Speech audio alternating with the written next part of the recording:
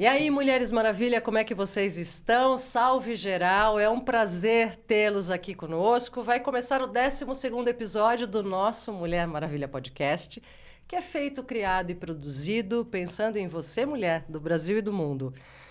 Hoje, nós temos a honra de uma convidada maravilhosa, especial, com uma história de vida repleta de desafios e superações, que eu tenho certeza que você, desse lado aí, vai se emocionar e muito. A nossa convidada é a fundadora da Associação de AVCistas do Brasil. Ela é formada em administração pela FEI e pós-graduada em turismo, especializada em eventos médicos na indústria farmacêutica e empresária do Gastrobar Vinho em Foco. Ela é Rainha Cristina Simões. Cris, muito obrigada pela tua presença aqui conosco, por se disponibilizar a emprestar a tua história aqui no Mulher Maravilha Podcast. Ai, Roberta, eu que estou me sentindo muito honrada depois dessa abertura aí, quase chorei. Olá, gente, sejam todos bem-vindos. Como a Roberta aqui disse, a mais um episódio do Mulher Maravilha Podcast. Hoje a gente aqui, como disse a Roberta, temos uma mulher maravilhosa, incrível. Obrigada, Rainha, pela tua disponibilidade em compartilhar aqui com a gente a tua trajetória, com o pessoal que está assistindo e ouvindo a gente. E para começar, eu queria te perguntar justamente, o teu nome é Rainha Cristina Simões. Ai, gente. Qual é a origem desse nome tão especial? Conta pra gente. É uma loucura, não existe outra rainha no mundo, só eu. Eu costumo falar que eu acumulo milhas em novidades, né? Sensacional. O meu nome era para ser Rênia com Y. Com Y? Rênia. Rênia. Um nome. Minha mãe viu da parente do meu pai, uma pessoa do sírio, libanês, alguma coisa e falou, gostou do nome, pediu pro meu pai registrar assim. Ele foi lá, o cara do cartório foi lá e colocou o H, e ele não olhou. Aí ficou. Gente, pensa uma criança que sofreu bullying na vida. Uau! Pensa, porque assim... aí, assim, eu chegava na escola, Rainha, né? Não é assim que a minha família me chamava. Minha família me chamava de Rênia, né? E, assim, aí até explicar, imagina para criança explicar, eu era aquela criança tipo Olívia Palito, sabe? Magra. Eu tinha todos os requisitos para ser zoada, entendeu? Então, assim, aí quando eu comecei a trabalhar com 15 anos... Aí dava muito problema, o pessoal confundia com Penha, com Renata, ninguém sabia falar meu nome. Aí meu chefe chegou, vamos adotar o Cristina? Aí ficou Cris, né? Cris e todo Simões. Mundo do mercado me conhece como Cris Simões. Exatamente. Mas olha, eu sofro ainda nos hospitais, viu? Chego no hospital, Rainha Cristina. Porque é aquela coisa, né? As pessoas vão te chamar sempre pelo nome completo, o tal do Exato. nome completo, né? Em hospital, clínica, não tem jeito. Não você tem, já sabe que você está num lugar desses. Já estou fico preparada, né? É até para explicar. Nossa, que nome diferente. Aí tem que contar essa história toda. Vamos conhecer mais dessa história, então? Desde o vamos. início, a tua infância. Adolescência, conta pra gente quais eram os teus sonhos, o que você queria, qual era o curso que você queria fazer, se você tinha algum sonho de alguma carreira. Aonde foi a tua infância? Foi em São Paulo? Foi em outro estado, em outra cidade? A tua família? Fala pra gente um pouquinho de você. Nos conte tudo. Vou contar. Bem, eu nasci no Rio de Janeiro, na favela do Alemão, que na época não era a favela do Alemão, era a Vila Cruzeiro, né? Era uma da comunidade. E meus pais vieram da Paraíba para tentar a vida em São Paulo e no Rio de Janeiro. Parte da minha família foi para o Rio e parte foi para São Paulo. Nós fomos o pessoal do Rio. Eu nasci lá. No Irajá, até pouco tempo, eu vou confessar para vocês que eu tinha um pouco de vergonha de assumir essa parte de ter sido uma pessoa que nasceu na favela. Mas, ultimamente, eu tenho feito letramento e eu acabei assumindo, porque para as pessoas terem noção do que é uma pessoa chegar onde eu cheguei, que eu me considero que eu cheguei muito longe. Vitoriosa. Entendeu? Então, assim, é importante para as pessoas saberem de onde eu vim. Então, hoje eu não tenho mais vergonha, tá? Então, antes eu falava que eu era do Irajá, porque a maternidade era do Irajá, mas eu nasci mesmo na favela. Meus pais vieram da Paraíba, assim, fugindo da fome, na realidade, né? Porque a dificuldade de plantio naquela época, os anos 70, seca, aquela coisa toda. E E eu morava no Rio, mas assim, eu gostava muito de vir para São Paulo, para casa dos meus tios. Eu gostava muito, eu amo São Paulo, gente. Eu sou uma carioca. Somos duas. Eu sou uma carioca falsa. É porque, assim, eu gosto do Rio de Janeiro para passear, acho aquilo um deslumbre, mas o lugar que a gente tem a ver de trabalho é São Paulo. Então, eu, para ter uma vida melhor, um estudo melhor, eu pedi para uma tia minha vir morar com ela. Vim morar com ela com 15 anos. Ela arrumou um emprego para mim na indústria farmacêutica. Eu já comecei trabalhando na indústria farmacêutica. E aí, assim, e exatamente nessa época da adolescência dos sonhos, né? Assim, eu sonhava, falar que eu sonhava ser advogada, né? Defender os fracos, né? Sonhar, fiz muito prova da Mackenzie, mas não passei. Não passei, acabei indo para a administração. Eu nem tentei escola pública, porque eu tinha ciência que uma USP, eu não ia passar. Você sempre estudou, você fez o teu fundamental, tudo em escola pública? É que eu nem sei como chama agora, mas antigamente tinha o primário e o primário, ginásio, é da nossa época. Então, o ginásio eu fiz numa escola particular porque minha mãe fez questão. Lá no Rio de Janeiro? Lá no Rio de Janeiro. Ela falou assim, não, estudo tudo, porque eles não tiveram estudos, né? Então, assim, eu vou fazer das tripas coração para poder pagar uma escola particular, a melhor escola que tinha na cidade, que era uma cidade interior, na realidade, né? Depois a gente saiu do Morro do Alemão e foi morar em Magé, que é meio Baixada Fluminense, meio interior, porque é perto ali de Petrópolis e tal. E, então, ela fez questão. Então, assim, eu devo muito à minha mãe pelo sacrifício que ela fez por mim. Para te dar esse estudo, né? Que é ouro, né, gente? Exatamente. Você é filha única? Não, eu tenho uma irmã. Você tem uma irmã? Tenho uma irmã mais nova. Mais nova que você? Que eu ensinei, inclusive, a andar. Assim, ela chegou num momento muito difícil, porque meu padrinho tinha sido assassinado na época da ditadura. Foi uma coisa muito impactante para minha avó. Então, e para mim, é meu núcleo familiar, porque meu pai era muito amigo desse meu tio, que era meu padrinho. Eu só tinha 6 anos, eu não entendia muito o que estava acontecendo. Eu só lembro vagamente das pessoas falarem assim, ainda bem que achou o corpo, né? Ainda bem que achou o corpo, né? Porque naquela época... Naquela época, você não sabia o destino, né? Impactante, muitos né, pais gente? E mães nunca mais souberam do corpo do seu filho, onde foi parar, o que aconteceu, né? A pessoa simplesmente sumia exatamente. por ser... Então, eu só escutava isso... E minha avó chorava muito, coitada, porque era o filho mais novo dela. Meu tio era lindo, tinha um olho azul, com cabelo... Porque, assim, eu sou a parte morena da família, mas a maioria é loira, do olho claro, sabe?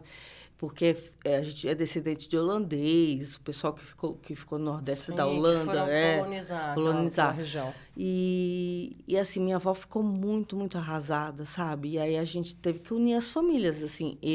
Meu pai chegou a ser internado num hospital, no Pinel, no Rio de Janeiro, porque ele quis se matar, porque, assim, meu pai encontrou o corpo do meu tio. Ele que encontrou? Ele que encontrou. Ele estava jogado numa... uma tragédia, gente. Uma tragédia das piores que, infelizmente, nós brasileiros temos como marco na nossa história, né? Imagina um pedaço bastante... O que fazia? Era meu pai, que era casado com a minha mãe. Mas eles eram os melhores amigos. Por causa dele, ele conheceu minha mãe. Então, assim, ele ficou 15 dias desaparecido, procurei em todo lugar. O que ele fazia, Cris? Meu tio? O teu padrinho? Ele era padeiro. E qual a relação? Qual o motivo? Então, eu não sei se ele trabalha...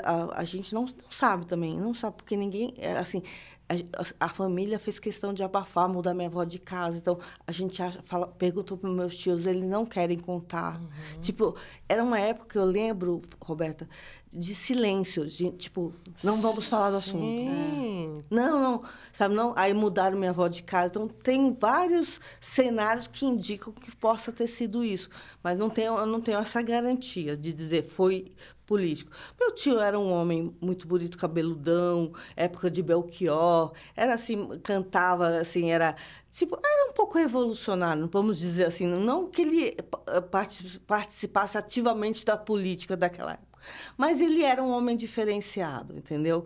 Então, pode ter sido isso, a gente nunca vai saber. Em quanto tempo ele ficou desaparecido até o teu pai encontrar? 15 dias. 15 15 dias. dias, E o teu não. pai que encontrou ele procurando? Procurando. Primeiro procurou em todos os hospitais, depois em todos os necrotérios, depois acharam ele numa caçamba de lixo.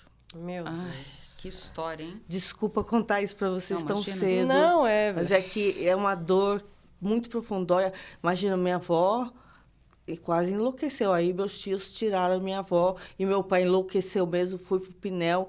A gente foi morar... minha irmã era recém-nascida. Então, assim, a minha irmã foi o bálsamo que a família precisava para acalmar o coração da minha avó, sabe? Sim, é uma vida, né? Uma pureza, a inocência de uma criança traumatiza chegando uma família num inteira momento por desse. anos, Não, né? eu vou te dizer que destruiu a família, assim. Hoje a gente nem tem contato com... Porque assim, ficou todo mundo perturbado. Eu tive um tio que se suicidou depois. Sem ter, o nível, o grau que pode acontecer uma O situação. efeito que uma situação como Uma essa... tragédia, né? É. Então, assim, quando ela... Acho que você me perguntou, Cris, conta para o pessoal, olha, é tragédia em cima de tragédia. Eu sou uma sobrevivente não só do AVC, eu sou uma sobrevivente da vida. Da vida, não é? E aí, a partir disso, você foi estudar, entrou em administração pela FEI. Isso. Na época eu casei com 17 anos, Roberto, pra você ter uma ideia. Nos conte sobre isso. 17 Olha. anos! Mulher, você começou cedo. Amor romântico, É. né? Aquele primeiro amor que a gente acha que vai ser pra vida inteira, né? Quando trabalhava comigo, a gente se Na casou. indústria farmacêutica. Na indústria E farmacêutica. você, na indústria, trabalhava como? Esse Com o primeiro quê? emprego eu era auxiliar de compras, Tá. né? Aí você vê, aí assim, meu pai trabalhava num hotel no Rio, me pagou um curso de inglês no CCAA. Ah, eu lembro, eu fiz CCA também, na minha época. E assim, é muito interessante isso, porque essa empresa era uma empresa, na época, era a Billy Farmacêutica. Hoje ela é Eurofarma. Tá. Você vê com o nível que ela cresceu. Eurofarma. Hoje é Eurofarma. E o Dr. Billy iam receber uma pessoa que falava que era de Curaçao, porque eles estavam fazendo produto de beleza, e ninguém falava inglês. Eu falava, mas eu falava de curso, né? Eu até ganhei um aumento, fui promovida. Ó, que maravilha. Era Porque você tinha um diferencial, né? Dos demais pouco, aí. assim, eu não sabia falar uma frase completa, mas eu explicava, assim, tipo, a gente passava na fábrica, eu falava, aqui é o lugar que a pessoa fabrica pastilha para garganta, sabe? Eu ia me comunicando. Foi eu que fiz a visita técnica com 16 anos lá com Em inglês. Muito bom isso. E aí eu conheci esse meu marido lá e acabei indo morar com ele, casamos direitinho, bonitinho, apaixonada, para sempre. Casou tá? de noiva. aquele Noiva, sonho tudo, de cada uma de nós. casa de mão, exatamente, vestido bufante, lembro até hoje. E fui morar com a minha sogra, ela tinha uns kitnets, fui morar com ela. Ela foi uma segunda mãe para mim, assim, sou muito grata por ela. Que maravilha. Ela foi uma segunda, porque geralmente sogra, né? Esse momento você estava em São Paulo e teus pais estavam no Rio de Janeiro. Exato. E a tua irmã também. Não, exatamente. Tava só minha mãe, meu pai abandonou a gente. Aí a gente ficou só minha mãe. Por isso que eu falo que minha mãe fez questão, trabalhou para ajudar a gente a estudar, tanto eu como a minha irmã. E a gente também começou a trabalhar Então, você muito veio para cedo. São Paulo sozinha. Sozinha, com 15 anos, morei na casa da minha tia. Aí conheci esse namorado, aí acabamos casando. E foi muito bom, durou 9 anos, assim. Só que, assim, não tinha dinheiro para os dois fazer faculdade. Então, quem fez faculdade primeiro foi ele. Coisas do passado. Onde a Sim, mulher... coisas daquela mentalidade ainda da estrutura de base machista que ainda existe muito na nossa sociedade. Exatamente. não é? Então, ele foi fazer primeiro e eu fiz depois. E aí, eu fiz na mesma escola que ele, porque era uma escola boa, que era na época, a gente sabia que era da FEI, mas ela não era chamada FEI, era chamada Escola Superior de Negócios, que é baseada em Harvard. Olha. Só que eu não sabia isso, então eu achava uma coisa inferior, tipo, eu achava inferior a Mackenzie, eu achava inferior a PUC, mas eu estava fazendo uma boa escola, e fiz uma boa escola de administração, e sempre trabalhando. Aí me empolguei mais para o marketing. Aí eu já tinha passado para outra empresa, já estava trabalhando em eventos. Aí a coisa... comecei a me especializar em marketing de relacionamento, em eventos médicos. Eu fui crescendo, fui, né, galgando, mudei de empresa, fui para Merck Sharp and Dome, fui várias empresas da indústria, né? Então, eu acabei fazendo eventos. Aí, saí da Merck, fui fazer eventos, só eventos internacionais. Porque aí eu já estava separada, Tá. aí casei com outra pessoa e fui morar em Londres. Olha, Uau, que mudança drástica de vida, Tranquei né? a De rotina, faculdade. de perspectiva. Tranquei a faculdade, porque esse meu segundo marido, porque a gente morou junto, morar junto, casado né? sem dúvida alguma. Eu terminei o relacionamento e conheci ele na sequência. Ele falou, eu quero ir para Londres. Ele tinha cidadania italiana. Eu falei assim, eu vou com você. Aí eu peguei e fui com ele. Foi a melhor experiência da minha vida. Eu sempre aconselho os jovens, as pessoas, vá morar um tempo fora, porque isso ajuda muito. Sem dúvida. Conectar outro povo, outra cultura, outro comportamento, outro olhar Abre sobre a mente, a vida, sobre o mundo. É, sem dúvida, riquíssimo. Eu digo que eu sou uma pessoa antes de ir para lá e outra pessoa, né? Eu tenho várias vidas, né, assim, nessa vida. Mas essa parte foi muito bom. Eu lembro muito um fato engraçado. Eu lembro muito que foi na época que a Diana morreu. E a Diana era aquela pessoa, tanto é que meu vestido de noivo era até do jeito da Diana. Tinha aquele, né, princesa e tal. Estava no imaginário, né? Nosso imaginário princesa. E aí a gente estava no nosso flat, aí lá apareceu, falei pro meu marido, cara, meu inglês deve estar muito ruim, porque estão dizendo que a princesa Diana morreu. Aí ele falou, não pode ser. Aí eu falei, vamos sair. A gente saiu para ir na banca de jornal.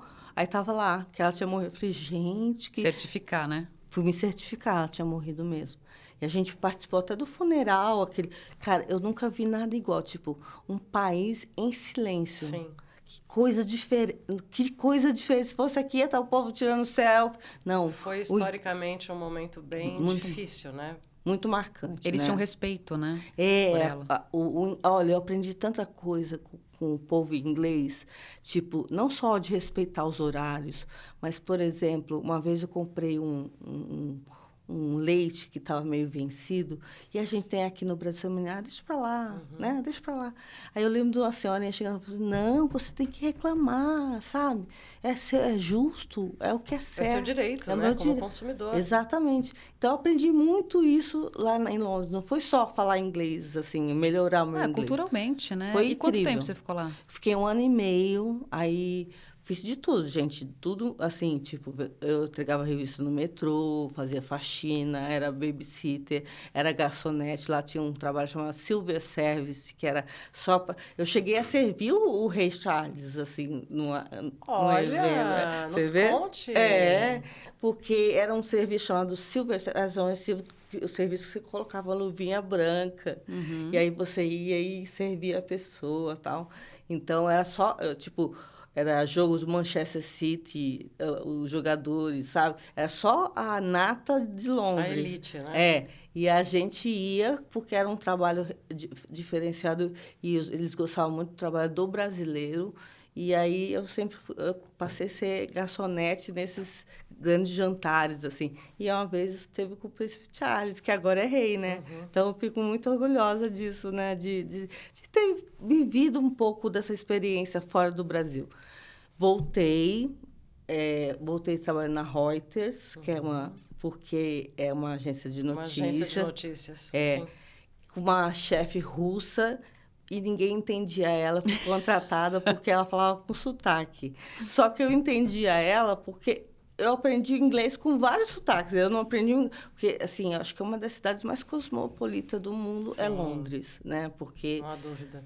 Porque você ouve vários sotaques lá, né? Nossa, eu amo.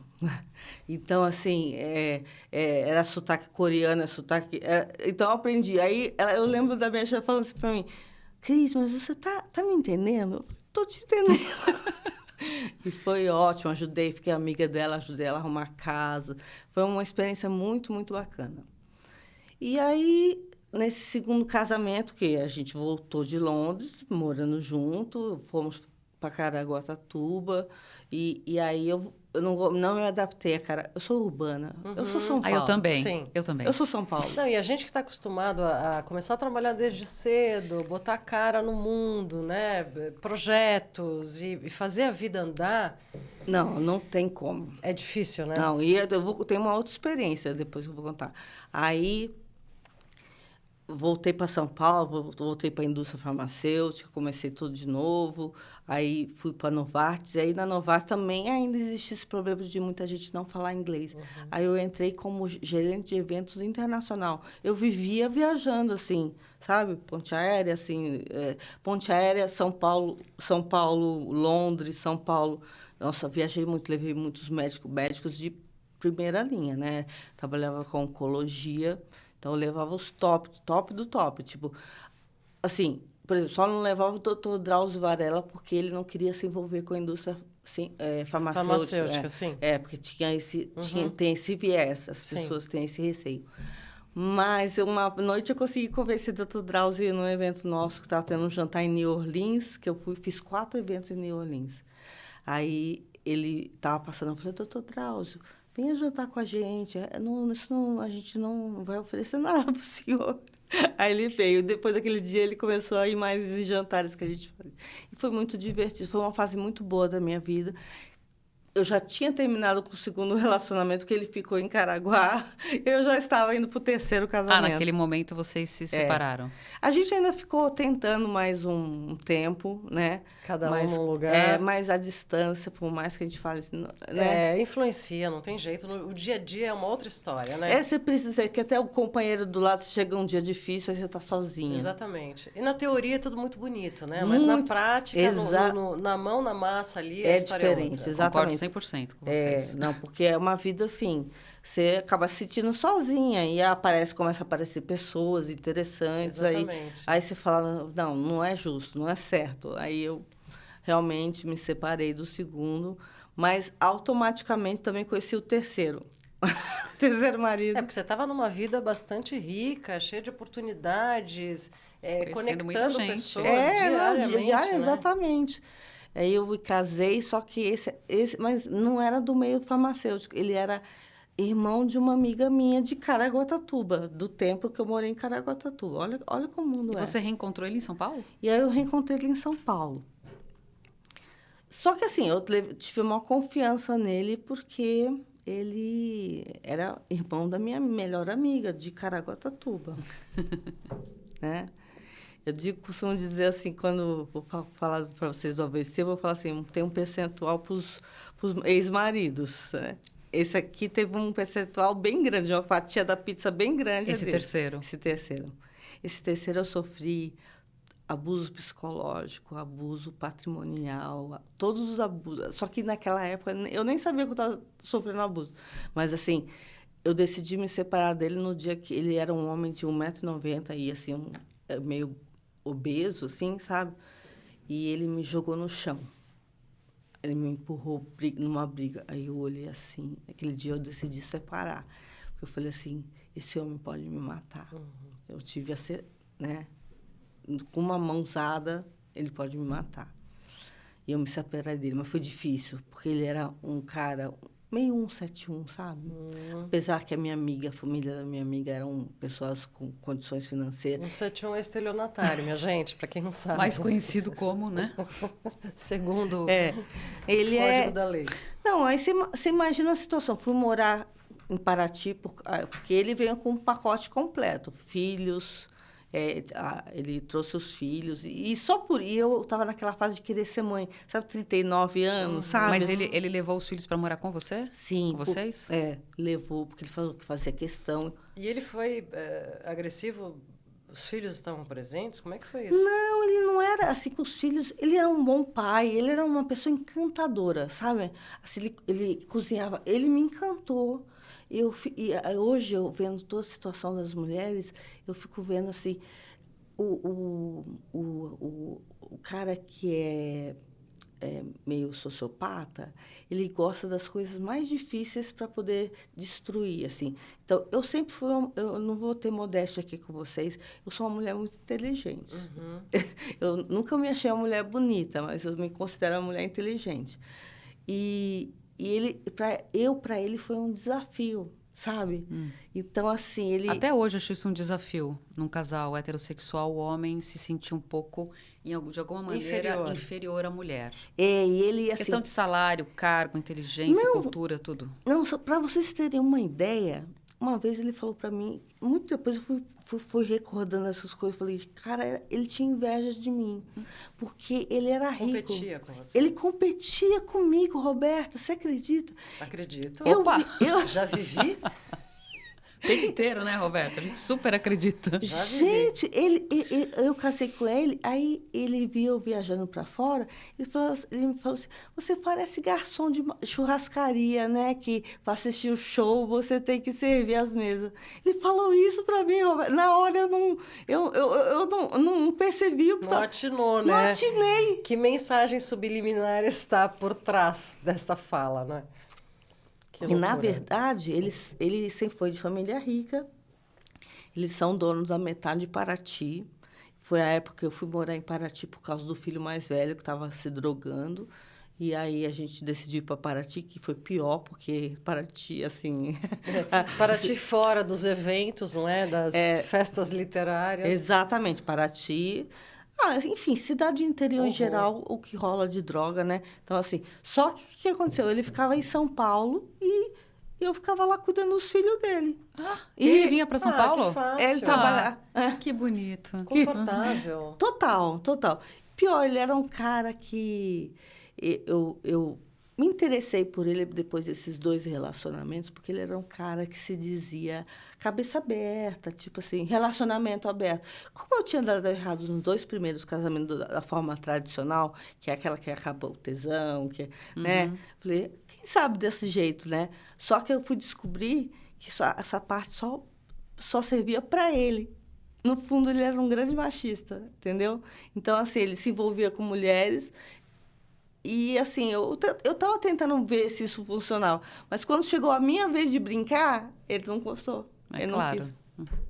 Você entendeu? Então, Previsível, assim, previsível. mas, gente, a minha tia até falava, minha filha, como você é uma mulher... O pior é escutar essa frase. Minha filha, você é uma mulher tão inteligente, como você foi cair nisso? Pois eu caí, gente. De novo, a gente está De naquele novo, lugar aquele da entrevista lugar. que a gente fez aqui com a Paola Mantegazza, que é isso, não é como você costuma dizer, violência, o desprezo, A humilhação. as agressões, a violência psicológica. Ela não escolhe raça, cor, credo, classe social, cultural. Não Gênero, escolhe, nada. ela acontece. Não, e assim, ele colocava as negociatas no meu nome, e aí depois ia os cobradores, e eu sou uma pessoa super honesta, super certinha. Minha mãe, eu tenho uma moral, minha mãe fez questão que a gente fosse, sabe, assim, a gente... Corretos. Correto. Então, isso era muito sofrido para mim, sabe? Bater na porta. Ele comprava jipes, ele comprava coisas e não pagava. Esse que é o 171. E isso foi me incomodando. E eu falei, gente, eu não consigo viver assim. Eu não acredito. Ele mentia. Sabe uma pessoa que mente com uma facilidade? Tipo, ele tinha que chegar para uma reunião na empresa que a gente tinha. Ele estava em Paraty e falava, daqui meia hora eu estou chegando. Ele chegava um dia depois, Roberta. Meia hora, um dia depois? Ele chegava um dia depois. Nossa. Então, assim, mitomaníaco. Isso, e para separar dessa criatura, ele inventou até um câncer. Ele inventou um câncer porque sabia que do jeito que eu era, eu não ia abandonar o marido com câncer, né? Ele sabia teu ponto fraco, né? Sabia. Ele sabia como envolver emocionalmente, né? Já tinha envolvido. Totalmente. Ele era muito inteligente. E eu, assim, sem preconceito, eu nunca fui, assim, de me atrair por homem mais gordinho e tal, mas ele tinha um olho verde, um homem bonitão. Uma oratória boa, muito provavelmente, né? Nossa, gente, ele convencia as pessoas. Ele ele fazia eventos de formatura. Ele saiu na Veja, aqui de São Paulo, como o rei da formatura. Ele deixou um rombo com pessoas de formatura, de não entregar as coisas como... Olha, é uma história horrível.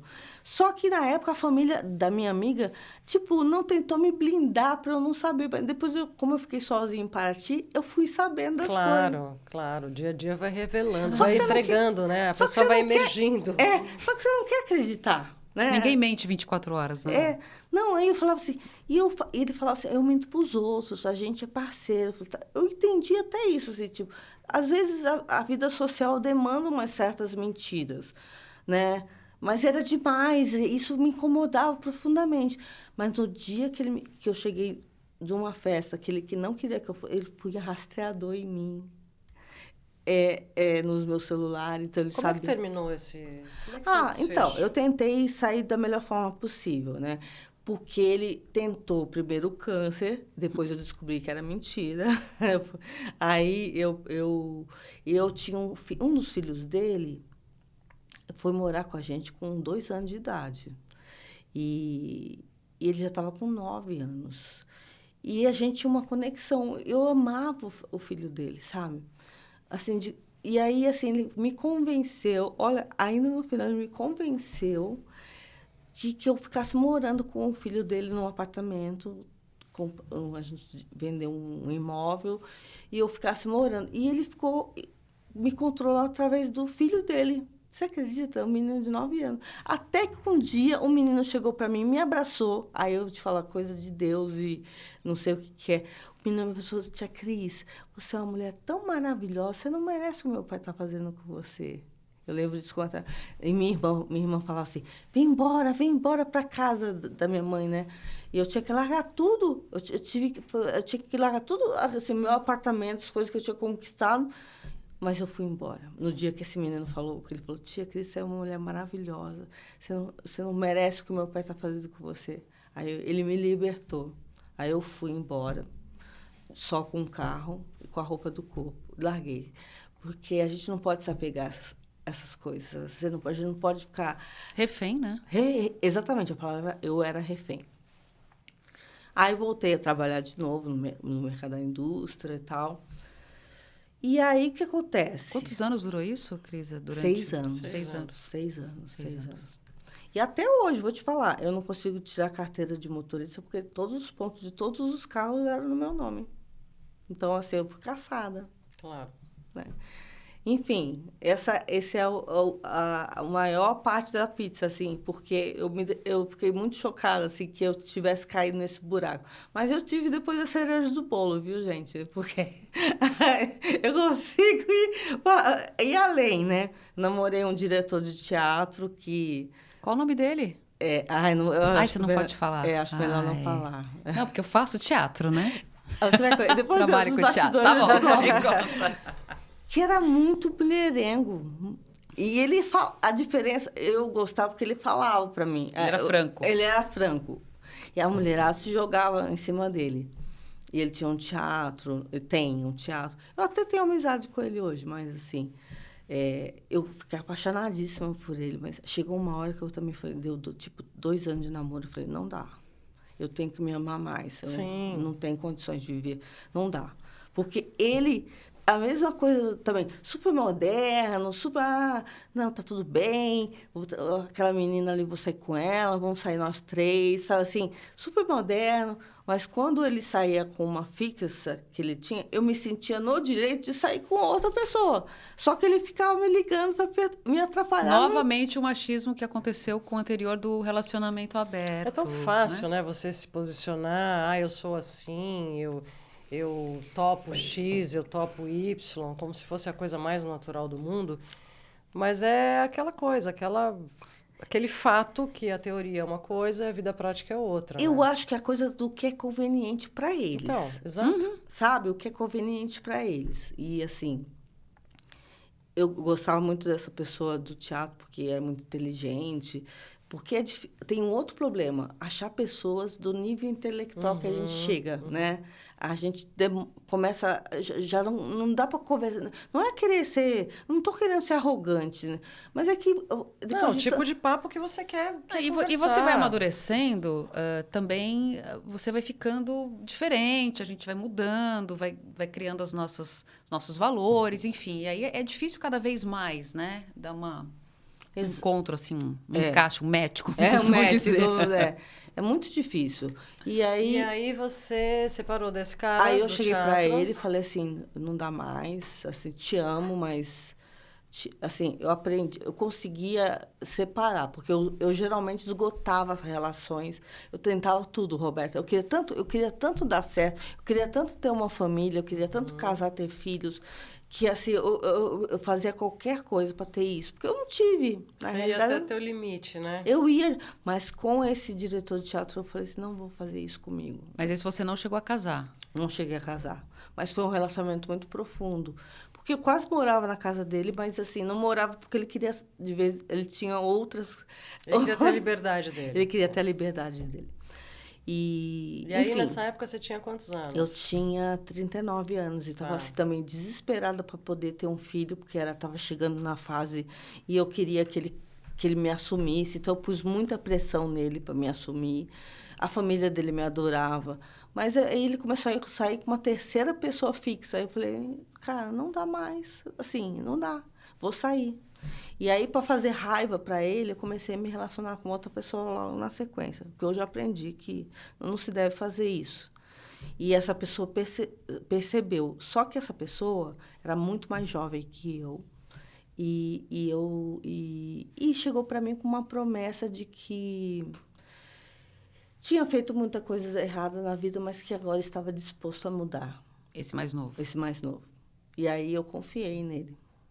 E aí, nessa época da tua vida, você estava ainda na indústria, fazendo os eventos? Então, Roberta, foi a época do Vinho em Foco, né? Eu tinha saído da indústria e tinha encontrado a oferta daquele espaço que você chegou a visitar, sim. que era um lugar lindíssimo. E aí fui ser empreendedora, né? Era o sonho. Fazia eventos de vinho, uma coisa super legal. Eu estava namorando com essa pessoa na época. Do teatro? Não. Essa outra nova. A outra nova. A do Tinder. O mais novo. Essa era do Tinder. Mas era do Tinder, conhecia família, parentes meus. Então, eu fui buscar a ficha corrida dele. Eu já tinha... A capivara. Vamos puxar a capivara do indivíduo. Vamos puxar a capivara. Porque eu aprendi muita coisa depois, né? Quando eu me separei de todos esses caras, eu falei assim, se eu tivesse ido conversar com a ex-mulher de todos esses, assim, exceto o primeiro, né? Eu teria, se eu tivesse confiado nas ex, eu acho que, porque a gente tem essa mania também de achar que é concorrente. Mulher não devia se sentir concorrente de outra mulher. Eu acredito plenamente nisso e é por isso que esse podcast existe, porque eu acho que mulher tem que dar a mão para mulher. Exatamente. Se a gente não fizer isso, a gente não caminha. E aí eu não acredito, sabe? Ela tá com ciúmes, ele falava. Não era ciúme, a história dela era verdade, mas eu acreditei. Eu ainda estava gostando do outro, eu fui daquela onda de um amor vai curar o outro amor, né? E aí... não cura. Não. É como a pessoa que fala, eu tô cheia de problemas, etc e tal, não tô me sentindo bem, não é um momento bacana da minha vida, saudável, sei lá, o que seja que esteja passando. E aí viaja, fala, eu preciso viajar. Como se o problema não fosse dentro da gente. Ela passa a viagem toda. Exatamente. Quer dizer, é o tal do negócio. Ou a gente faz o melhor para nos curar internamente, faz o melhor para nos trabalhar e estarmos em pé, ou a gente carrega esse kit com a gente, onde quer que a gente esteja. Não tem jeito, não tem jeito. Mas eu fazia isso com relacionamentos, assim, sabe? Pulava, assim. E hoje eu vejo, a gente precisa se curar antes de entrar no outro relacionamento. Exatamente. A gente tem que se curar. Ou estar no processo de. Porque eu acho que falar, me curei. A gente nunca sabe. Né? Exatamente. Os gatilhos, exatamente. As histórias que você viveu, se aquilo vai se reprisar de alguma maneira ou não, como você vai reagir diante daquilo, porque eu acho que, fundamentalmente, somos feitos disso, né? Exato. Não do que nos acontece, mas da maneira como a gente reage. lida Como reage aos com acontecimentos. esses acontecimentos. E aí você estava no gastrobar, Vinho em Foco. Em que momento da tua vida aconteceu a loucura que foi o AVC na tua vida, Então, Cris? aconteceu, paralelo a essa história desse relacionamento, o Vinho em Foco meio que faliu. Não é que a gente fechou, porque não estava dando lucro. Foi um ano que teve o impeachment da Dilma, era um ano que as uvas daqui do Brasil deram problema, então o vinho estava muito caro. Então a gente não estava ganhando, estava trabalhando, assim, eu já tinha gastado todos os meus investimentos no negócio, então a gente decidiu fechar. A gente, quem? Você estava com... Eu era sócia da Vanessa Goulart, A que Vanessa. a Vanessinha, ela sim. é neta do Paulo Goulart Sim, e da sim. Anissete Bruno. Vocês duas eram sócias. Éramos sócios, assim. E tinha uma terceira que era sommelier. Então, eram as três panteras, era massa. A Roberta chegou aí Eu lá. as conheci, Ah, uma que delícia, bacana. uma delícia. Não, e a Anissete, para mim, a família da Vanessa era como se fosse uma família para mim. Eu fui adotada por eles, assim. A Anissete era exatamente aquela pessoa que vocês viram no Dona Benta, era aquilo, entendeu? Então, eu tenho muito carinho por essa família. Mas eu e a Vanessa falamos, gente, não dá mais, a gente está trabalhando, não está ganhando, a gente, né, tem que fechar. Fechamos, a gente ficou com ela aberta 2 anos, né?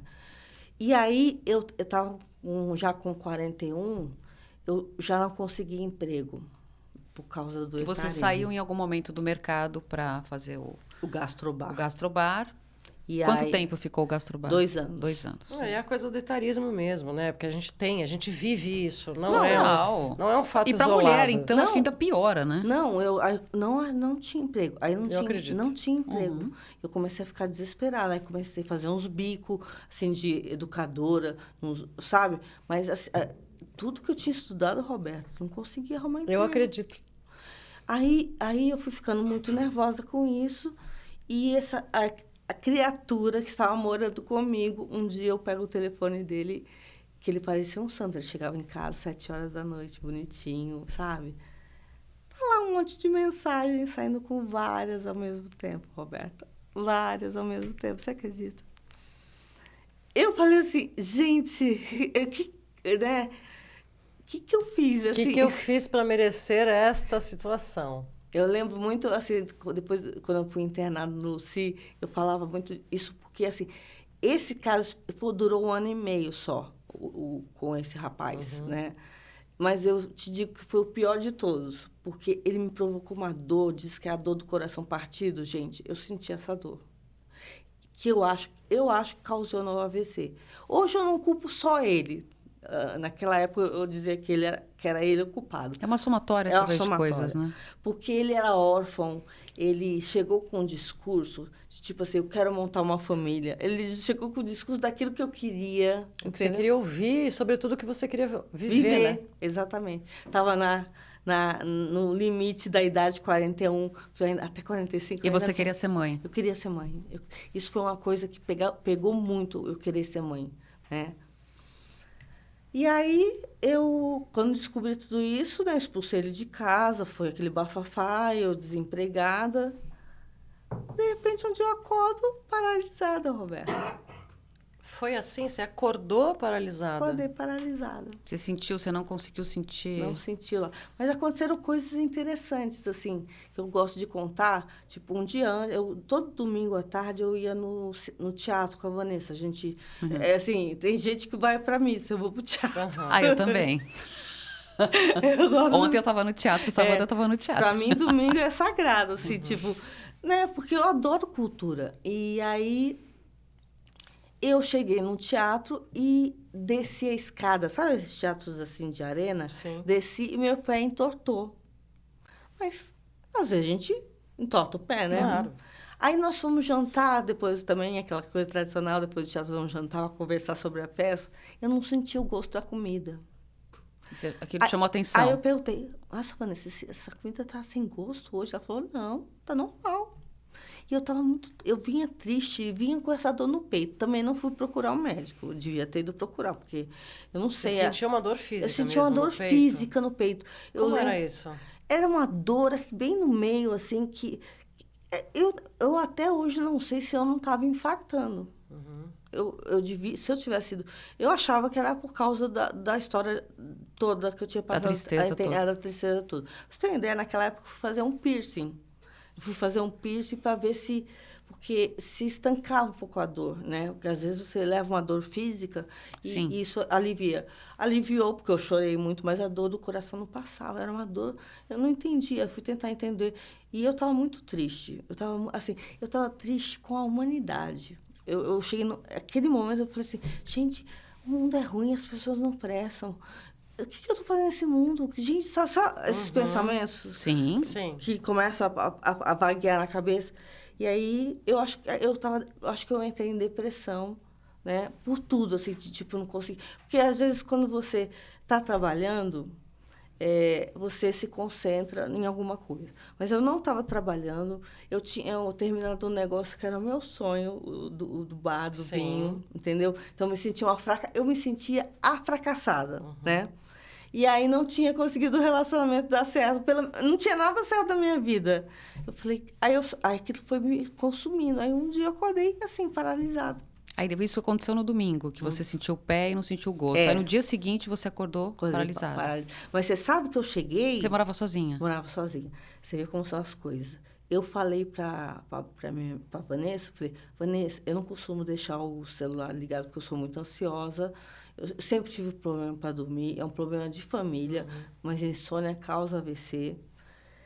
E a ciência só está descobrindo agora outras causas do AVC. E eu não tinha dormido bem naquele dia, eu estava de TPM.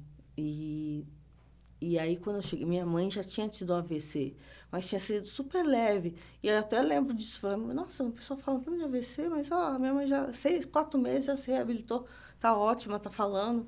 Ela teve afasia, que é uma...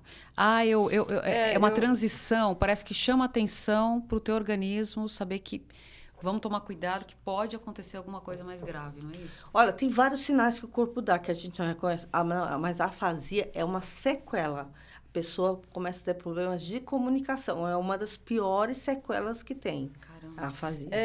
Só para a gente colocar aqui para quem nos acompanha, existem 2 tipos de AVCs mais comuns, né, mais recorrentes, que são o hemorrágico. O isquêmico e o hemorrágico, não é? O hemorrágico ele mata mais, mas 80% dos casos de AVC é isquêmico e modificáveis.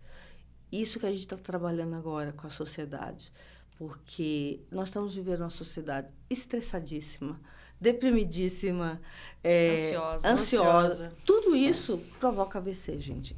Por incrível que pareça, mas provoca. Então...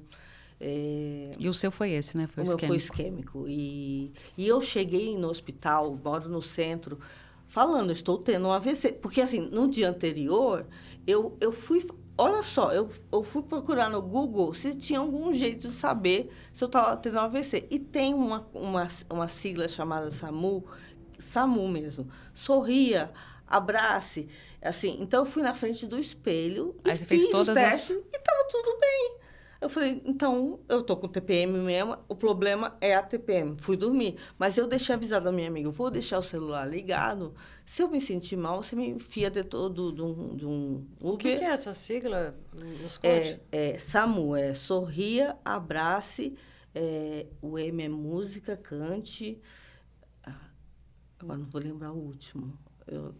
Às vezes eu tenho essas falhas de memória. Mas é importante as pessoas ficarem atentas a essa sigla, né? SAMU. SAMU, Depois procurem para você ver que é geralmente o que o SAMU, o sistema de atendimento. É o que eles fazem. Eles fazem esse negócio. Só que eu não sabia disso, que devia chamar o SAMU. Eu fui para o hospital mais perto de casa, um pronto-socorro público. Cheguei e falei, estou tendo um AVC. Ah, não, isso deve ser transitório. Vou te dar um captopril. Você fica 1 hora aí... Remédio de quê? De pressão? O captopril é um protocolo... Como assim? Mas sem fazer exame, sem nada? captopril é um protocolo quando você está com a pressão muito alta. Eu estava com 25/18. Tava Caramba. bem alta. Né? Então, ele me deu o captopril. Só que, enquanto eu estava lá, eu chorava muito, Roberto. Eu chorava muito. Enquanto eu estava lá, o braço foi piorando, o braço foi subindo, a perna foi caindo. Eu sentia. Aí, quando passou aquela 1 hora, o médico falou, eu acho que é um AVC mesmo. Mas a gente... Você acha, doutor? Puxa! Aí ele falou assim, Meu Deus. só que nós não temos tomografia aqui, tem que ir para um hospital maior. Aí a Vanessa, então, como que a gente faz? A assistente social está na hora do almoço, porque isso foi de manhã, 9 horas, né? Está na hora do almoço, tem que esperar ela voltar. Nossa. A pessoa tá tendo AVC e tem que esperar alguém voltar. Negligência total. Não, aí ela voltou, Roberta. Ela ligou na Santa Casa. A pessoa da Santa Casa falou assim, não traz ela aqui não, porque o elevador está quebrado. Aí eu falei, Vanessa, me leva para casa. Eu lembro como a Vanessa fala muito. A Cris, no seu salvamento, ela fez o próprio evento, o evento do salvamento. Porque eu cheguei em casa e pensei, eu vou morrer disso se eu continuar aqui. O que eu posso fazer? Vou chamar o SAMU. Aí que veio da minha cabeça chamar o SAMU. Que era o que eu devia ter feito na hora que eu acordei. Sim. Antes de ter ido pro hospital. Sim. Então, a população não sabe disso, entendeu? As pessoas vão para o hospital mais perto. E o número do SAMU é 192. 192. 10 minutos eles chegaram lá e me enfiaram dentro da Santa Casa. E te enfiaram, tá vendo? Me enfiaram dentro da Santa Casa. Só que eu só fui fazer a ressonância às 4 da manhã do outro dia. E existe um medicamento chamado um trombolítico que é como se fosse um dissolvido, que dissolve o coágulo. Um solvente. Tipo, solvente de coágulo. Eu perdi todas as janelas disso. De ter menos sequelas, né? Para ter menos sequelas. Depois, agora, lançaram a trombectomia, que é um tratamento de puxar a gordura da veia. Então, fica com menos sequela ainda. Então, o protocolo hoje é, primeiro, tromboliza a pessoa, não melhorou, faz trombectomia. Só que a trombectomia chegou no SUS ontem, né? Assim, a gente ficou 5 anos lutando para ter a trombectomia, até todos os hospitais estarem equipados. E nesse tempo, eu vi que não é um problema só do público. O SUS. Não. Gente, até pouco tempo o Oswaldo Cruz, o Hospital Oswaldo Cruz, não tinha neurologistas de plantão. Entendeu? É uma coisa que a gente não pode imaginar, né? Se você não tem alguém próximo de você rede, passando né? por isso, você não pode imaginar. Se você não está aqui contando pra gente... Exatamente. Então, assim... Quais são os... Cris, eu acho que é fundamental a gente informar quem nos acompanha quais são os sinais básicos. Então, a pessoa está lá em casa, ela se sentiu assim, o assado, e ela precisa chamar o SAMU diante do quê? O hemorrágico, ele dá uma dor de cabeça súbita, assim, uma dor forte, uma pontada forte. Isso todo mundo, assim, então, uma dor súbita do nada, né? Então, Dor de cabeça. Uma dor de cabeça muito forte. Provavelmente é a hora que estoura o vaso, entendeu? Do sangue. O isquêmico é o pior, porque ele é silencioso. Ele não dá sinais. Eu estou contando uns sinais que eu senti, que hoje eu sei que pode ter sido isso. Mas que não são padrão. Não é um padrão. E cada um pode variar um pouco. Não, tem gente que tem ânsia de vômito. Tem gente que chega no hospital com ânsia de vômito, vomitando. Assim, aí o pessoal pensa que é o problema de estômago, manda a pessoa de volta para casa. Mas esse braço adormecendo, ele me parece... Sim, mas também não é, não é um traço comum. Não, e entendeu? também é um sintoma do infarto. Braço adormecendo. Exatamente. Braço esquerdo adormecendo possivelmente... E o isquêmico... Porque assim, o AVC, ele dá de um lado do cérebro e afeta um outro lado. É o sistema inverso, né? Sim. Quando afeta o lado esquerdo, ele afeta o lado direito. O direito, ele envolve a fala. Então, a pessoa, às vezes, não fala, às vezes ela fala enrolado, e aí ela fica... Chega os jovens, que agora dá muito... Chega um jovem falando enrolado. Tá bêbado. Manda. Tá drogado. Tá drogado. Entendeu? Então, está morrendo muita gente jovem. Por quê? Primeiro, o desconhecimento, porque achar que o AVC só dá em pessoas mais velhas. E depois, porque acha que a pessoa está drogada. E ali no centro, então, que tem a Cracolândia, o pessoal chega lá, está tendo AVC e o pessoal está achando que usou droga. Não usou droga. Chega com AVC. E como é que foi esse momento pós-AVC para você? Tua rede de apoio, essa desinformação sobre o que estava acontecendo, que você também teve que... Pois é, não é? O segmento da medicina, né? A sociedade médica não sabia exatamente como... E acho que quais sequelas você, após esse AVC, você teve e como elas foram tratadas? Olha... eu vou falar para vocês uma coisa. Eu saí muito eufórica do hospital, assim, eufórica de feliz de ter sobrevivido. Eu fiz muitas promessas no hospital, assim, eu digo que eu fiz uma negociação com Deus, porque ele, olha, eu posso ficar tortinha, mas me deixa viva, eu tenho ainda muita coisa para fazer nessa vida. Tudo aquilo que eu tinha pensado de ruim acabou. Eu falei, não, mas eu não viajei para o Nordeste de carro ainda, que é um sonho meu. Sabe? Foram momentos muito significativos. Teus valores começaram a mudar ali. Rapidamente. Rapidamente. Ali. Eu era uma pessoa muito focada em sucesso, trabalho, não sei o que lá. Hoje, eu fico feliz se eu consigo um movimentinho na minha mão. Então, assim, mudou muito. Eu acho que hoje eu sou uma pessoa mais espiritualizada. Que fala importante, né, minha gente? Muito, muito. Eu sou uma outra pessoa depois da AVC, eu acho que eu sou uma outra pessoa melhor. Não estou desejando... Aliás, uma das minhas promessas de vida é que eu quero que ninguém passe o que eu passei. Né? E para isso você fundou a Associação dos AVCistas. O que aconteceu na volta? Eu voltei muito eufórica, minha mãe veio do Rio cuidar de mim. Foi um momento muito importante que eu tive um resgate com a minha mãe. Porque minha mãe veio a falecer um ano depois do meu AVC. Então, assim, minha mãe trocava... Eu estava de fralda.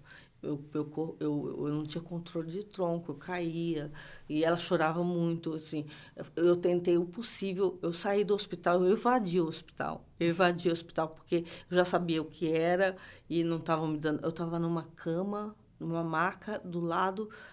Pensa cenário de guerra na Santa Casa, assim, que a gente vê em filme... É a Santa Casa, gente. A Santa Casa é cenário de guerra.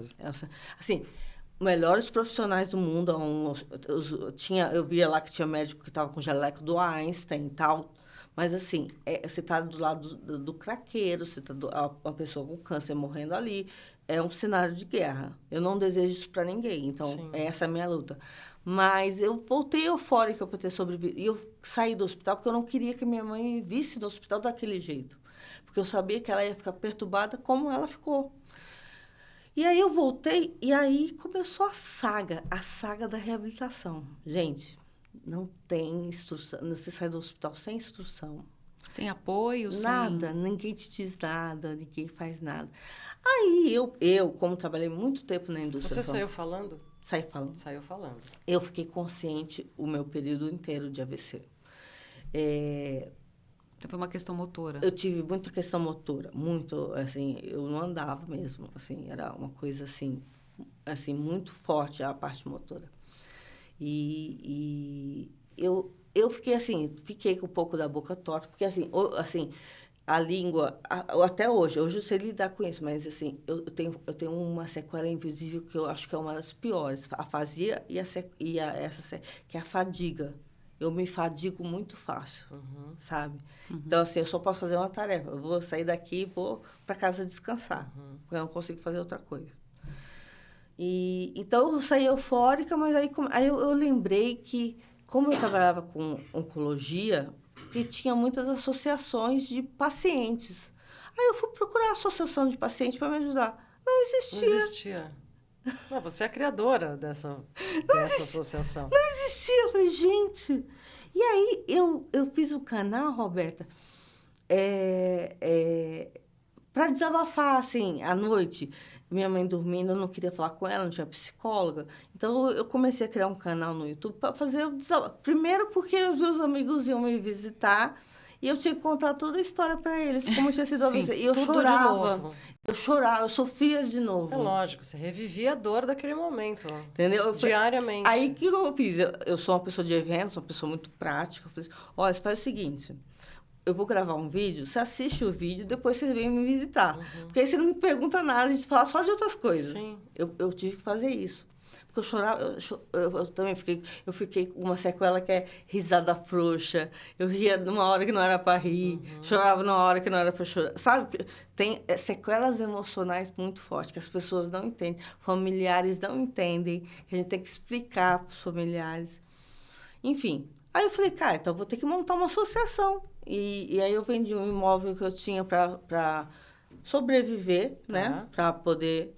Claro, para se mexer, porque você não estava trabalhando. E para focar em mim, né? Sim. Assim, tipo, vivi a vida toda dando atenção à minha saúde. Falei, não, eu vou vender e vou só me dedicar à reabilitação. Claro. Então, eu fiz tudo. Fui internada no Luci Montoro, que é um instituto, assim, o melhor da América Latina, o Luci Montoro. Só que, assim, não é para todo mundo. Só que eu sou uma pessoa...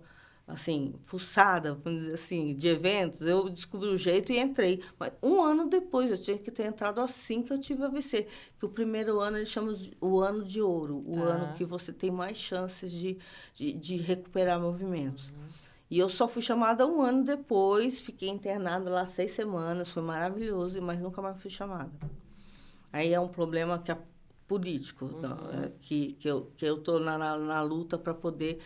dar acessibilidade a todo mundo, né? Não só algumas pessoas, né? E aí eu comecei a fundar, assim, aí começou a me assustar, gente, que muita mulher tem AVC por causa do anticoncepcional. Eu li que uma das causas era uma das, né? Não sei se é uma somatória também de fatores, pressão alta, diabetes, não sei se eu estou errada. Tá certo. E anticoncepcional no caso das mulheres. Isso me chamou a atenção. Muito, e jovens, e muito jovem. A gente conheceu uma menina recentemente, 19 anos, anticoncepcional. Não, eu tenho um pequeno nódulo no fígado que o meu gastro disse que é anticoncepcional. Foi de anticoncepcional. Então, eu acho que todo ginecologista deveria falar para a pessoa, quando ele receita o anticoncepcional... Os riscos. A gente não sabe, né? E aí você toma com 20, com 22, com 23, com 24, eu fui bem 25, instruída, sim. Mas eu acho que fui instruída à época que usei porque eu era fumante. É uma bomba. Então, eles disseram, olha, Roberta, você tem que fazer uma escolha. A longo prazo, o uso de um vasoconstritor com vasodilatador, você pode pifar. Ou seja, ser fumante e usar o anticoncepcional. Exatamente, porque ao um é mesmo vasoconstritor, tempo. outro é vasodilatador. Tá. Aí te avisaram. Chega um momento que o coração vai para o espaço. Exatamente. Me avisaram por isso, mas eu não sei se nunca me avisaram. Se é uma praxe, não, isso que eu ia falar, assim... Mas tem gente que só por causa do anticoncepcional. Garotas jovens, pelo que você está falando. Garotas jovens, uma de 19 anos, uma menina linda, e teve AVC por causa do anticoncepcional. Então, eu acho uma crueldade isso não ser falado, alertado, né? entendeu? Pelo médico, eu gostaria que usar esse canal de vocês para falar para as meninas, por favor, não tome anticoncepcional, põe um DIU ou usa camisinha. Pelo amor de Deus, usa gente. Camisinha, gente. A gente não pode mais... Antigamente, né, a gente tomava anticoncepcional porque a quantidade de doenças transmissíveis era uma coisa, porque isso, porque aquilo. É fundamental, né, gente? Você não sabe com quem você está se relacionando. Exatamente. Você não sabe quem é que está vindo ali, qual é o histórico daquela pessoa. Tem o perigo da gravidez, se é jovem demais. Mas é um perigo, não é? Entre tantos, pois é. Pô, eu acho que a pessoa, de repente, pode até querer ter um filho, mas não ter um AVC, né? Exatamente. Fico pensando nisso. Eu nunca tomei anticoncepcional, como vocês perceberam, eu sempre quis muito ter um filho. Sim. Eu nunca engravidei. Depois eu descobri também um dos motivos que eu não tive filho, que era muito cortisol, por causa de eventos, do trabalho, de estresse. O estresse, ele reduz a capacidade de engravidar. Fértil. Entendeu? De ficar fértil. Então, eu não tive filhos também por causa disso. Então, a gente só vai saber de certas coisas muito depois. Exatamente. E a ciência agora que está evoluindo. Então, assim, agora, como eu te falei, porque algumas reclamações que eu fiz depois do AVC, tipo, outra coisa, alimentação. As pessoas precisam voltar a se alimentar direito. Gente, se alimentem direito, por favor.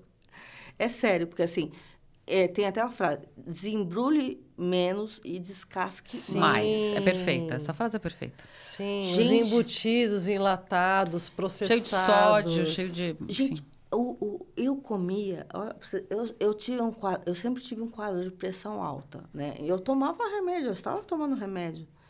Ele falou assim, eu fui descobrir do Luci Montoro que o miojo, eu comia o miojo, porque uma pessoa só mora sozinha com requeijão. Eu adorava. Quem nunca, gente? Quem nunca? Então, eu comia...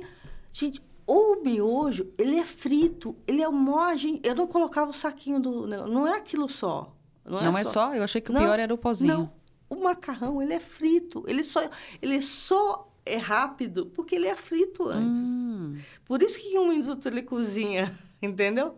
Eu fiquei chocada. Eu comia bolacha maisena de manhã, assim, com coisas de infância, né? De molhar a bolacha. A bolacha maisena é o maior entupidor de veias que existe. Nossa, meu filho comia assim pacotes. Bolacha recheada é o pior veneno que existe. Então, assim, não é que você vai deixar de comer essas coisas, gente. Mas não vai fazer disso o teu hábito diário, né? Mas na periferia, você acha que o pessoal come o quê, Roberta? Sim. O pessoal come isso. O pessoal come miojo, que é barato. Aí entra a coisa...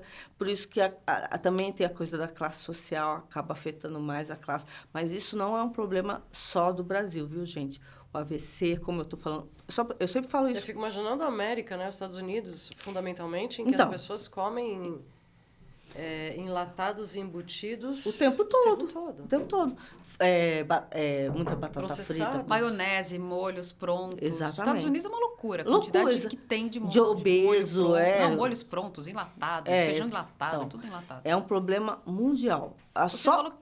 Você tem pesquisas recentes, né? Então, sobre só para você ter uma ideia, quando eu tive AVC em 2017, 1 em cada 6 pessoas ia ter um AVC ao longo da vida. Eu já achei 1 em cada 6 é um número muito alto, né? Hoje é 1 em cada 4. Não, ouvi isso, Roberta. Não, ouçam isso, gente. 1 em cada 4. 4 vai ter um AVC ao longo da vida. Então, assim, como nós estamos aqui com ele, nosso doutor ali, eu fui associada da vez, entendeu? É assim que tá. E cada vez mais jovem.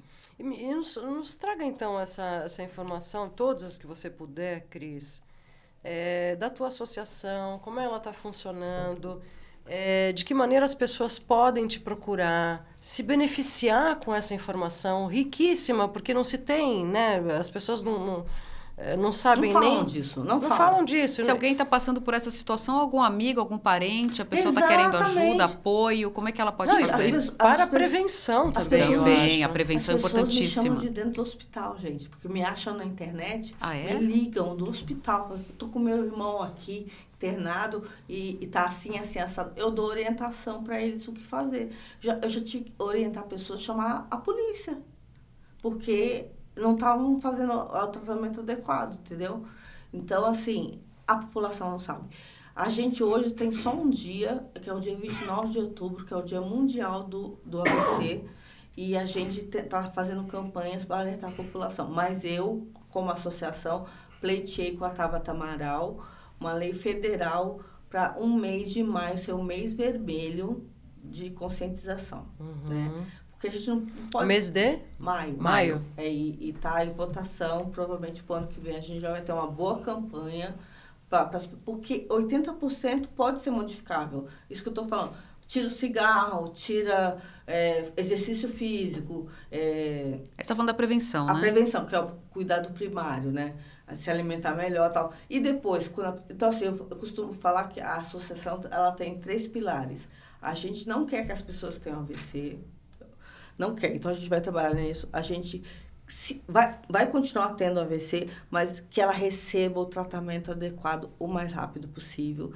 E que pós-AVC ela consiga ter todo o acolhimento que a gente precisa. Então, você perguntou como está a associação. A associação começou digital e hoje ela continua digital. A gente não tem uma sede, não tem um local, mas a gente está para conseguir. É um site, então? É um Instagram. Site, é um Instagram, chama @avecistas. Mas quem quiser procurar vocês... @avecistas. É fácil de achar no Instagram, vocês vão ver lá, a gente dá muita informação para o público leigo, mas conta também muita história das pessoas, para as pessoas se ligarem que qualquer um pode ter AVC. Outro dia, um lutador de jiu-jitsu teve um AVC. A sorte dele foi que tinha um bombeiro na hora e já socorreram Experiente. ele. Mas eu tenho um caso também de um médico do Samaritano, um médico cirurgião que participou de um evento recente comigo, do Maio Vermelho. Ele sabia que estava tendo um AVC. Ele falou para o pessoal da academia. O pessoal da academia nem sabia fazer o socorro básico para infarto. Isso é outro problema.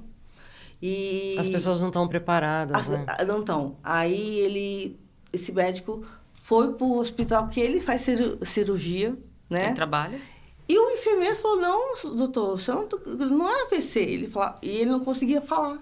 E não é AVC. Então, é só para vocês terem um panorama do que está a situação, entendeu? Então, a gente tem sido muito ativo nas redes, a gente presta acolhimento de... escuta terapêutica para familiares, para a pessoa. A gente tenta colocar a pessoa de volta no mercado do trabalho. Você tem profissionais na área? Você tem médicos envolvidos? Temos os melhores médicos. A gente tem o conselho da associação é com o doutor Otávio Pontes, que foi que criou a trombectomia com a doutora Sheila. Que maravilha. Assim, a gente está unido para poder fazer isso parar. Assim, a gente está trabalhando para que as pessoas não tenham AVC. Mas a gente não tem espaço de mídia, Roberta. Eu agradeço muito você que bom que você está aqui. Não, nós que agradecemos, então, justamente para a gente poder juntar forças. Aliás, é o nosso motivo principal, né? Conseguir levar para além da informação, que já é ouro, que vale ouro, informação, mas levar acolhimento e levar afeto, né? É para isso que o Mulher Maravilha existe. E principalmente para as mulheres, são abandonadas pelos maridos. E aí não tem autoestima, porque, né, acha que não vai conseguir mais ninguém, porque torta daquele jeito, né? Então, assim, a gente tem uma preocupação muito com as mulheres. E as mulheres cuidadoras, geralmente são as mulheres que ficam cuidando. Então, tem uma infinidade de gente aí, mas a mulher, ela é prejudicada, gente. Quantas pessoas, mais ou menos, vocês têm envolvidas lá hoje? Olha, com a causa? Como voluntário na presidência, a gente tem 50. Tá. Mas o meu canal tem 7 mil pessoas. Tem um canal de outra pessoa que tem 35 mil pessoas. Então, assim, a gente tem uma rede muito grande de pessoas, mas a gente não consegue atingir o público que a gente quer, que é o público que não teve AVC ainda, para ela não ter. Que é a prevenção. A gente não consegue entrar numa mídia, numa Globo, para falar desse assunto, entendeu? Dia 29 passa batido, porque Outubro Rosa e Novembro Vermelho, a gente fica ali, tipo, oi, gente. Entendeu? Então, a gente vai pedir apoio, provavelmente, da população que votem para a gente ter esse Maio Vermelho, quando sair na Câmara lá do deputado federal, para a gente poder, o mês de maio inteiro, fazer ações. Tirar pressão. Então, assim, Mas isso virá com um plebiscito, para que as pessoas possam votar? Vai, bem. A gente quer fazer ações na rua de medir pressão, de medir diabetes, às vezes as pessoas não sabem que está doente, as pessoas não sabem que a pressão dela está alta. Ela não vai procurar um médico. Então, as pessoas precisam zelar mais por isso. Exames básicos de controle, né? Com fácil acesso e de uma maneira mais constante, né? Então, assim, essa é a intenção. Assim, eu não quero que ninguém passe o que eu passei. Então, é por isso que eu divido a minha história. Falta de apoio, de atendimento, de tanta estrutura, não é? Exatamente. Cristina Simões. Me chama de Cris. De Cris. Cris Simões, maravilhosa. Cris Simões. Deixa um recado para quem está em casa nos vendo ou nos ouvindo, justamente para essa pessoa que está passando por este momento ou a pessoa que não está passando por esse momento, justamente com prevenção, e quem tem alguém em casa que teve um AVC recentemente. Se você quer dar algum... Quero. Então, por favor, para aquela câmera gente, olha no olho. Olho no olho agora. Cuidem da sua saúde. Não existe nada mais precioso que a saúde. Não existe emprego, não existe dinheiro, não existe carreira, não existe relacionamento, nada que pague a sua saúde. Cuide de você, porque ninguém vai cuidar. E você que é avessista, que com certeza vai assistir esse podcast que a gente vai divulgar, acredite, você vai conseguir, assim, se reabilitar. Se não se reabilitar e você vai se tornar uma pessoa PCD como eu sou, pessoa com deficiência, você vai conseguir também, porque a gente sobreviveu por algum motivo. Não é à toa que a gente está aqui. A gente tem que ajudar outras pessoas a enxergarem isso. Vamos ser agentes modificadores de vidas de outras pessoas. Eu convoco vocês, avessistas, a ajudar a gente. E é você que não é também. Exatamente. É isso. Não, que a gente possa ser veículo de transformação mesmo, através de amor, de através da acolhimento. empatia, através da sororidade, através dessa mão dada, que eu acho que é fundamental nos dias de hoje. Né, acessem o Instagram, @avessista, que de lá a gente encaminha para os grupos de WhatsApp que dão acolhimento, tem o horário, tem os profissionais da saúde que dão suporte, a gente dá suporte. Às vezes as pessoas não têm condição de pagar um bom neurologista. E aí ela não vai, ou então está numa fila do SUS. A gente faz encontros mensais com médicos renomados para tirar a dúvida das pessoas. Então, a gente tem feito um trabalho muito digital. Que trabalho bonito.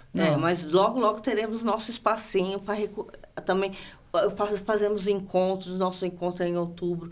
A gente faz encontros, porque quando a pessoa vê a outra pessoa, ela se troca, né? Ela se reconhece. Ela se sente acolhida também. Sim. Então, a gente está fazendo um trabalho disso também, de visitar as pessoas também. Porque às vezes a pessoa não sai de casa. Tem um monte de gente sentada no sofá, com o celular na mão, querendo morrer.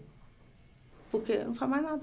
Não se sente útil, não se sente parte de alguma coisa, entendeu? Não tem mais motivo, né? Não tem, então, assim, a gente precisa modificar, porque eu costumo falar até com os neurologistas, eu falo assim para eles, olha, você está vendo? Vocês estão salvando toda essa gente, mas elas agora estão querendo morrer de depressão.